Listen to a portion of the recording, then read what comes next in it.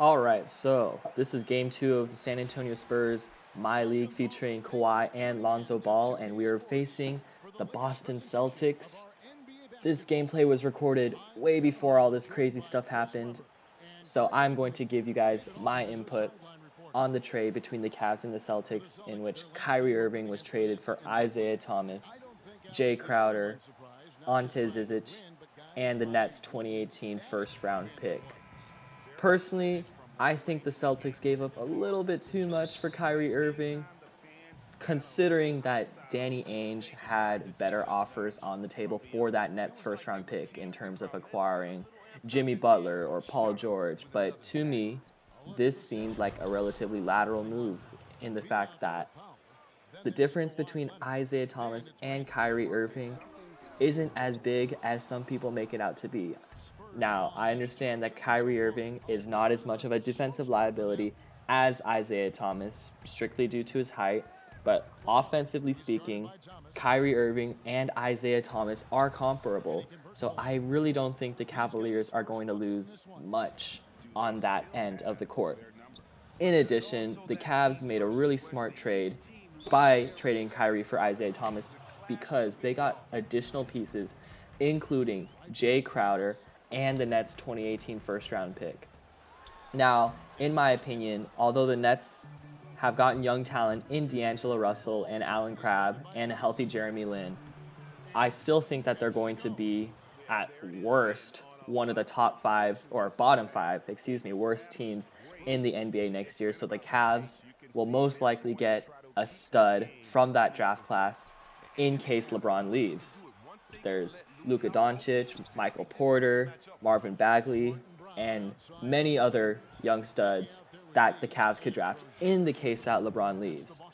But in the case that LeBron decides to stay, they can use the Nets pick as leverage and trade for another established piece to perhaps convince LeBron to stay. I think the Cavs acquiring Jay Crowder was a smart move because now they have an additional 3-and-D player who they can match up against Kevin Durant, Klay Thompson, or even Steph Curry on occasion, because during last year's NBA Finals, all they really had was J.R. Smith, Shumpert, and old washed-up Richard Jefferson. That's really not going to be the answer to contain the Golden State Warriors. So I think that was a very smart throw-in for the Cavaliers, especially considering that Jay Crowder is locked up for a few more years on that ridiculously cheap contract. And although I think the Celtics did give up too much to acquire Kyrie Irving, I still respect the fact that they were able to hold on to a bunch of their young talent, including Jaylen Brown, Marcus Smart, and Jason Tatum. All that being said, I still firmly believe that the Cavaliers are the best team in the East by a significant margin. I do think the Celtics have solidified themselves as the second best team in the Eastern Conference, so I think that LeBron and Kyrie will have a chance to face each other in the Eastern Conference Finals. That being said, I still think LeBron will come out on top and make it to yet another NBA Finals. In the comment section who you think won the trade and why. As we head back into this game action, Kawhi in the post against Al Horford as he hits him with a beautiful fadeaway, knocks it down. In this game, I really focused on giving Kawhi the touches that he deserved, especially considering that he really didn't shoot as much as he should have against the Warriors in our opening game. So that was our offensive game plan heading to this game against the Boston Celtics as Isaiah misses the wide open 3.